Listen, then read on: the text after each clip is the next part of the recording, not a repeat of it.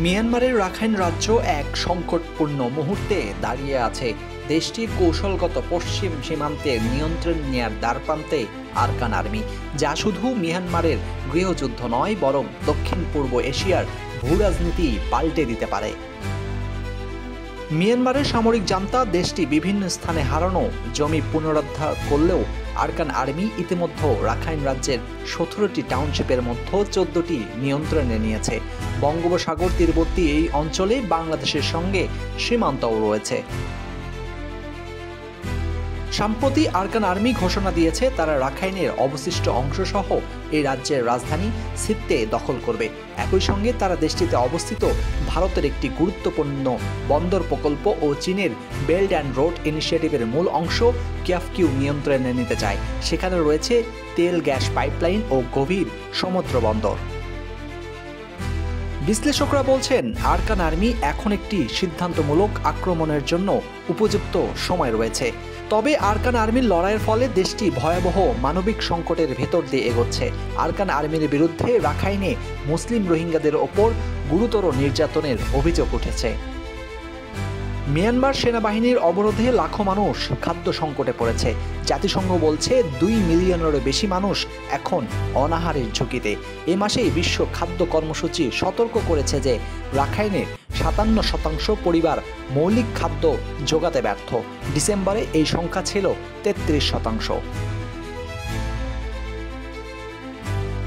সিত্তে এখনও কার্যত ঘেরাও অবস্থায়, সড়কপথে যাতায়াত বন্ধ, শুধু আকাশ ও সমুদ্রপথ খোলা।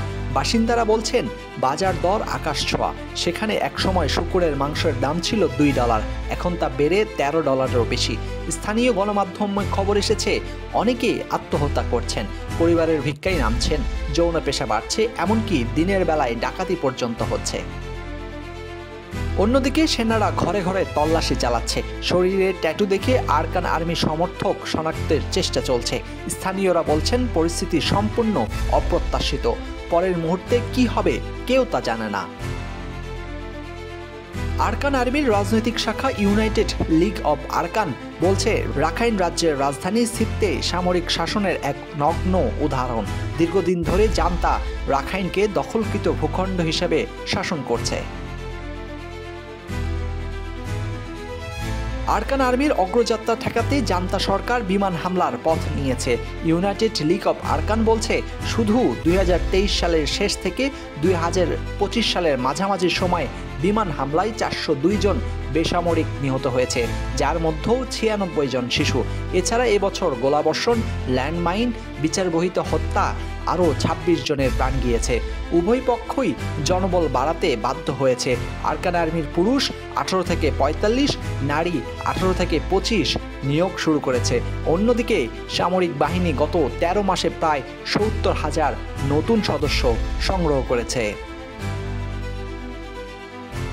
রাখাইন অতীতে ভয়াবহ জাতিগত সহিংসতার সাক্ষী। বিশেষ করে 2017 সালে রোহিঙ্গা নিপীড়নে 7 লাখেরও বেশি মানুষ বাংলাদেশে পালিয়ে আসে। এখনও 10 লাখেরও বেশি রোহিঙ্গা সীমান্তে শিবিরে আশ্রিত। কিন্তু আরকান আর্মির বিরুদ্ধে অভিযোগ উঠেছে যে তারা রোহিঙ্গাদের ওপর নির্যাতন চালাচ্ছে। গত বছর 600 জনকে হত্যার অভিযোগ রয়েছে, যা আরকান আর্মি অস্বীকার করেছে। একই সঙ্গে জান্তা সেনারা রোহিঙ্গাদের অস্ত্র দিয়ে আরকান আর্মির বিরুদ্ধে ব্যবহার করছে, যা দীর্ঘ নির্যাতনের ইতিহাসের নাটকীয় মোড়। আন্তর্জাতিক ক্রাইসিস গ্রুপ সতর্ক করেছে রোহিঙ্গা শিবিরে ধর্মভিত্তিক ভাষায় নতুন করে সংগঠিত হওয়ার চেষ্টা চলছে। তবে তাদের মতে রোহিঙ্গাদের আরকান আর্মি বিদ্বেষী কোনো বিদ্রোহ সফল হওয়ার সম্ভাবনাই নেই।